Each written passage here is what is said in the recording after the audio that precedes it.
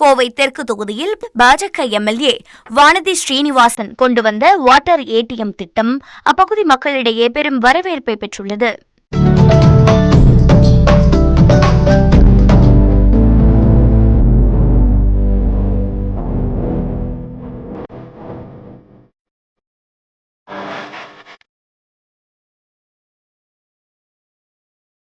கோவை தெற்கு தொகுதியில் பொதுமக்கள் சுத்தமான குடிநீரையும் ஆரோக்கியமான உடல்நிலையும் பெற வேண்டி அப்பகுதி எம்எல்ஏ வானதி ஸ்ரீனிவாசன் 15 இடங்களில் வாட்டர் ஏடிஎம்களை திறந்து வைத்தார்.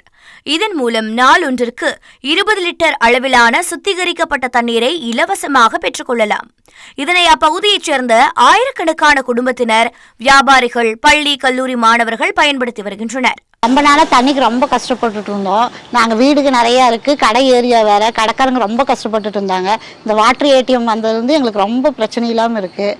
தண்ணிக்கு 10 நாள் 15 நாளுக்கும் லேடிஸ் ரொம்ப கஷ்டப்பட்டு நைட் நேரத்தில் வந்து ரொம்ப நேரம் வெயிட் பண்ணி பிடிக்க வேண்டியது இருந்தது.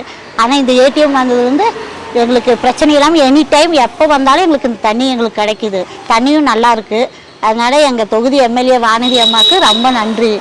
மாநகரின் மிக முக்கியமான பகுதியான ராமநாதபுரம் 80 அடி சாலை, Kempatti colony, Ammankulam, Kamarajapuram, Raja street car parking, Periyar Nagar, Puliyakulam, Gandhi Nagar, Sivananda colony, Chetty street, Teppakulam மைதானம், வஉசி பூங்கா, highways colony, VKK Menon road, Kamarajapuram, Mariyappa Konar தெரு உள்ளிட்ட பகுதிகளில் இந்த வாட்டர் ஏடிஎம்கள் நிறுவப்பட்டுள்ளது.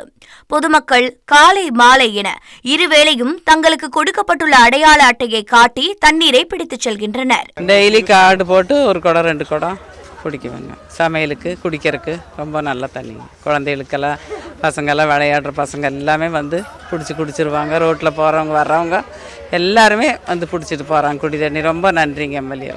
தினமும் லட்சக்கணக்கான மக்கள் வந்து செல்லக்கூடிய பகுதியில் தன்னுடைய தொகுதி மக்களுக்கு சுத்தமான குடிநீர் கிடைக்க வேண்டும் என்பதற்காக சட்டமன்ற உறுப்பினர் நிதியிலிருந்து இந்த திட்டத்தை வானதி ஸ்ரீனிவாசன் செயல்படுத்தி இருப்பது பொதுமக்கள் மத்தியில் பெரும் வரவேற்பை பெற்றுள்ளது.